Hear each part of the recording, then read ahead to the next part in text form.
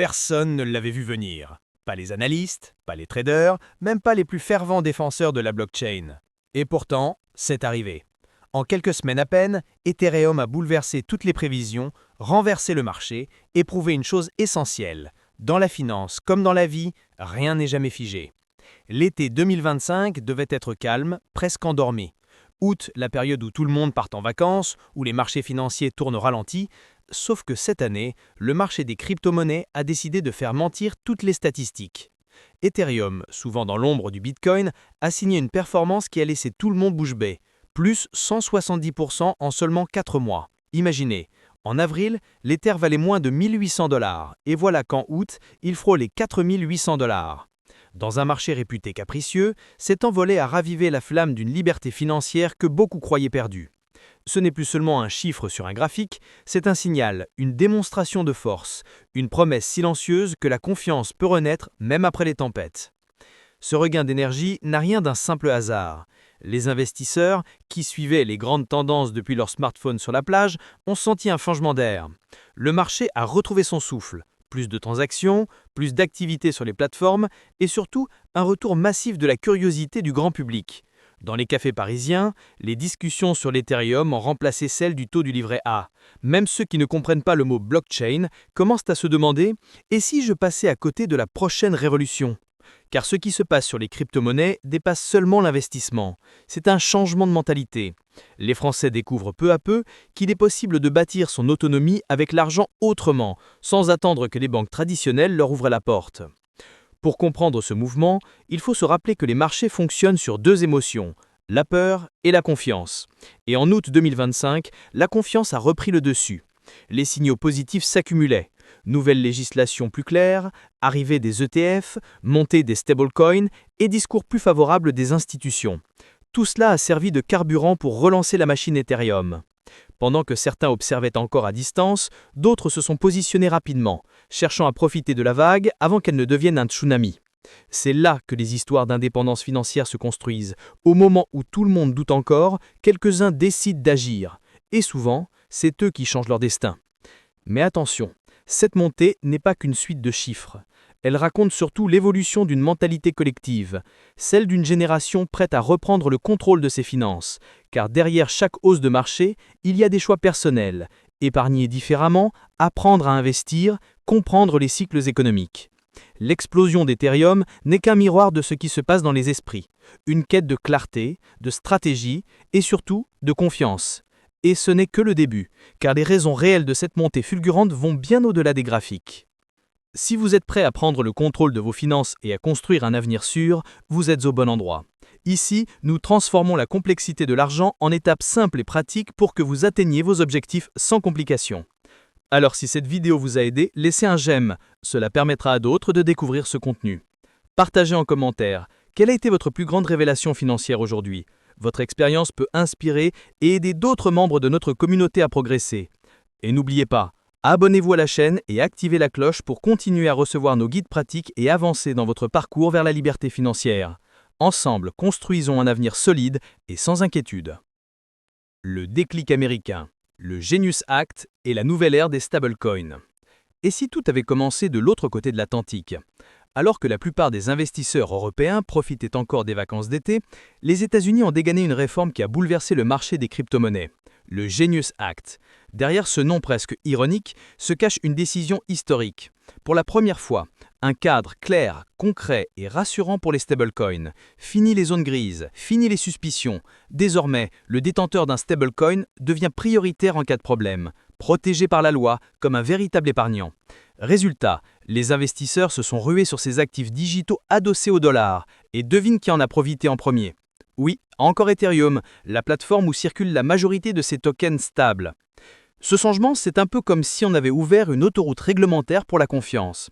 En quelques semaines à peine, les grandes entreprises américaines, Circle, Strip, Tether, ont annoncé leur propre blockchain optimisée pour ces nouveaux stablecoins. Mais c'est Ethereum qui a tiré le plus gros bénéfice.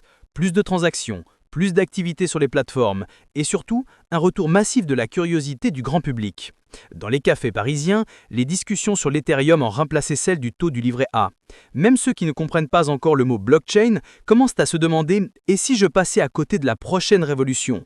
Car ce qui se passe sur les crypto-monnaies dépasse le simple investissement. C'est un changement de mentalité.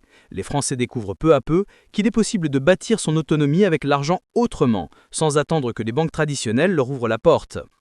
Pour comprendre ce mouvement, il faut se rappeler que les marchés fonctionnent sur deux émotions, la peur et la confiance. Et en août 2025, la confiance a repris le dessus. Les signaux positifs s'accumulaient, nouvelle législation plus claire, arrivée des ETF, montée des stablecoins et discours plus favorables des institutions. Tout cela a servi de carburant pour relancer la machine Ethereum. Pendant que certains observaient encore à distance, d'autres se sont positionnés rapidement, cherchant à profiter de la vague avant qu'elle ne devienne un tsunami. C'est là que les histoires d'indépendance financière se construisent. Au moment où tout le monde doute encore, quelques-uns décident d'agir. Et souvent, c'est eux qui changent leur destin. Mais attention, cette montée n'est pas qu'une suite de chiffres. Elle raconte surtout l'évolution d'une mentalité collective, celle d'une génération prête à reprendre le contrôle de ses finances. Car derrière chaque hausse de marché, il y a des choix personnels. Épargner différemment, apprendre à investir, comprendre les cycles économiques. L'explosion d'Ethereum n'est qu'un miroir de ce qui se passe dans les esprits, une quête de clarté, de stratégie et surtout de confiance. Et ce n'est que le début, car les raisons réelles de cette montée fulgurante vont bien au-delà des graphiques. Le retour en force des ETF quand la finance traditionnelle redécouvre Ethereum. Il y a quelques mois encore, personne n'y croyait vraiment. L'ETF Ethereum semblait destiné à rester dans l'ombre de son grand frère, le fameux ETF Bitcoin lancé par BlackRock. Pendant 5 longs mois, les flux étaient négatifs. Plus de vendeurs que d'acheteurs, plus de doutes que de confiance.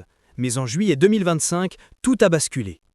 En à peine 6 semaines, plus de 10 milliards de dollars ont afflué vers les ETF ETH, propulsant Ethereum au cœur de la finance mondiale. Ce n'est plus seulement une crypto-monnaie, c'est un actif scruté, évalué, désiré par les plus grandes institutions. Et ce signal-là, pour le marché, vaut de l'or. Car quand Wall Street s'intéresse à quelque chose, c'est rarement pour le plaisir de regarder. Ce qui a changé, c'est la perception du risque. Les investisseurs institutionnels, longtemps sceptiques, ont commencé à voir Ethereum non pas comme un pari spéculatif, mais comme une infrastructure. Une sorte d'Internet de la valeur où chaque transaction, chaque stablecoin, chaque application décentralisée devient une brique, un nouveau système financier. Dans les tours de la Défense à Paris, les gestionnaires de fonds commencent à en parler avec le même sérieux qu'ils accordaient jadis à l'or ou aux obligations d'État. Certains analystes de BNP Paribas et de Société Générale évoquent même un actif refuge 2.0, une expression impensable il y a encore 2 ans. Et pourtant, tout cela repose sur une vérité simple. La confiance attire la confiance. Plus les flux d'argent affluent, plus les médias en parlent, plus les petits investisseurs suivent. C'est le fameux effet boule de neige. Les plateformes d'investissement françaises, comme Trade Republic, Bitpanda ou eToro, ont vu leur volume exploser. Des milliers de nouveaux comptes ont été ouverts, parfois des jeunes de moins de 25 ans cherchant à comprendre ce truc dont tout le monde parle. Les forums, les groupes Telegram, les cafés d'investissement de Lyon ou Toulouse se sont transformés en mini-salles de marché. Et ce regain d'intérêt, loin d'être passager, s'alimente d'une nouvelle dynamique. Celle d'une génération qui ne veut plus dépendre d'un système bancaire qu'elle ne comprend plus. Mais cette vague d'ETF Ethereum ne se limite pas à des graphiques et à des chiffres. Elle représente le moment où la finance classique et la finance décentralisée se regardent enfin dans les yeux. Ce pont entre deux mondes, celui de la prudence et celui de l'audace, ouvre la voie à des opportunités inédites. Cependant, l'histoire n'est pas finie. Car pendant que les ETF font grimper les prix et rassurent les marchés, un autre acteur inattendu entre en scène. Les Treasury Companies. Et ce qu'elles s'apprêtent à faire pourrait bien redéfinir, encore une fois, les règles du jeu. Les Treasury Companies, quand les entreprises deviennent les nouvelles baleines du marché. Et si la nouvelle force d'Ethereum ne venait plus seulement des traders ou des particuliers, mais des entreprises elles-mêmes. Depuis que MicroStrategy a fait sensation en accumulant des montagnes de Bitcoin, un nouveau modèle s'est imposé, celui des Treasury Companies. Leur stratégie, transformer une partie de leur trésorerie en actifs numériques pour se protéger de l'inflation et participer activement au marché. Et en 2025, ce mouvement a pris une tournure spectaculaire. La société Bitmain, géant bien connu de l'écosystème, a révélé posséder plus d'1,5 million d'Ethers, soit plus de 5 milliards de dollars. Mieux encore, elle a annoncé vouloir détenir jusqu'à 5% de tous les Ethers existants. Oui, tu as bien lu, 5% du réseau mondial. Ce type de stratégie bouleverse les règles du jeu. D'un côté, il offre une stabilité relative au marché, car ces entreprises ne vendent pas au moindre soubresaut. De l'autre, il crée une rareté artificielle, moins d'Ether disponibles, plus de pression à la hausse sur le prix. Pour les investisseurs individuels, c'est un double effet. La confiance se renforce, mais la compétition s'intensifie. En France, certains analystes comparent déjà ce phénomène à la ruée vers l'or du 19e siècle. Les premiers arrivés creusent, les autres achètent plus cher. Dans les universités de finance, on commence à enseigner ce modèle comme une stratégie de réserve d'actifs numériques, au même titre que l'or ou les bons du trésor. Mais attention, tout n'est pas aussi simple. Les treasury companies profitent de leur puissance financière pour influencer les marchés. Quand Bitmain, Sharplink ou B-Digital annoncent un nouvel achat massif d'Ethereum, c'est tout le secteur qui réagit. Les investisseurs particuliers suivent, les médias amplifient et le prix s'envole. A l'inverse, une simple rumeur de vente peut semer la panique. C'est un jeu d'équilibre, une danse entre la confiance et la peur. Et au milieu, le petit investisseur doit apprendre à lire entre les lignes, à ne pas se laisser emporter par les vagues. La clé, c'est la stratégie. Savoir quand renforcer, quand alléger et surtout pourquoi on investit. Ce qu'il faut retenir, c'est que nous assistons à la naissance d'un nouveau chapitre de la finance moderne. Des entreprises qui d'hier encore se contentaient de placements traditionnels deviennent aujourd'hui les gardiennes d'un actif numérique global. Et leur influence va au-delà du prix. Elles redéfinissent la notion de trésorerie, de réserve de valeur et d'investissement à long terme. Mais attention, l'histoire ne s'arrête pas là. Car pendant que ces géants accumulent, les yeux du monde se tournent vers un autre horizon, celui de la macroéconomie mondiale, des taux d'intérêt et de la politique monétaire américaine. Et là, tout peut encore basculer. Macro et marchés mondiaux, quand la politique façonne la crypto-économie. Dans la finance, tout est connecté, les crypto-monnaies ne font pas d'exception. Ce qui se passe à Washington ou à Francfort finit toujours par se refléter sur les graphiques du marché. Et en août 2025, le monde a retenu son souffle. La politique monétaire américaine semblait finalement prête à s'aploutir. Les taux d'intérêt, restés hauts pendant des mois, commençaient à peser sur l'économie. Les investisseurs, eux, attendaient une seule chose, un signal, car une baisse des taux, c'est plus qu'une décision économique. C'est une étincelle qui rallume tout le feu de la spéculation. Et cette fois encore, Ethereum se trouvait au cœur de la tempête. Ce qui a amplifié le mouvement, c'est une annonce inattendue. Le président Trump a signé un décret permettant d'inclure les crypto-monnaies dans les plans de retraite américains. Oui, tu as bien compris, les 401K, ces comptes d'épargne qui pèsent de milliards de dollars, pourraient désormais contenir du Bitcoin, du stablecoin ou même de l'Ethereum. Imagine la scène. Des millions d'Américains investissant une partie de leur retraite dans la blockchain. Cette simple idée a suffi à réveiller le marché mondial. Les fonds institutionnels ont commencé à se repositionner, les analystes à recalculer leurs projections et les investisseurs particuliers, fascinés, se sont remis à croire. En France aussi, l'impact s'est fait sentir. Les plateformes locales ont vu les volumes grimper, preuve que même de loin, la politique américaine guide encore les émotions européennes. Mais tout n'était pas rose. Après une montée vertigineuse, Ethereum a connu une correction soudaine. Chute à 4100 $, retour brutal à la réalité. Les investisseurs paniquaient, certains vendaient précipitamment, d'autres se demandaient s'ils avaient loupé le bon moment pour prendre leurs gains. Mais les plus expérimentés le savent, ces mouvements font partie du jeu. Quand un actif gagne 170% en 4 mois, une respiration est inévitable. Les plus sages en profitent pour réévaluer leur portefeuille, renforcer leur stratégie et ajuster leur niveau de risque. Car la liberté financière n'est pas seulement une question de gain, mais de gestion émotionnelle. C'est savoir quand agir, quand patienter et surtout quand rester calme. Ce que ce Madout a prouvé, c'est que la crypto-économie n'est plus un monde à part, elle danse désormais au même rythme que la macroéconomie mondiale. Les politiques publiques, les banques centrales, les entreprises et les citoyens ordinaires jouent tous sur le même terrain. Et dans ce jeu, ceux qui comprennent la musique avant les autres deviennent les véritables leaders. Alors que réserve la suite ? Une nouvelle ère d'adoption, une explosion de liquidités ou une consolidation avant le prochain grand cycle ? Une chose est sûre, dans ce monde où tout peut changer en un tweet, la connaissance devient ta meilleure arme. Le meilleur, comme toujours, est encore à venir. Le moment de vérité.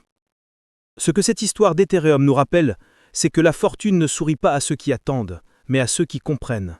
Derrière chaque mouvement du marché, il y a une logique et surtout une leçon.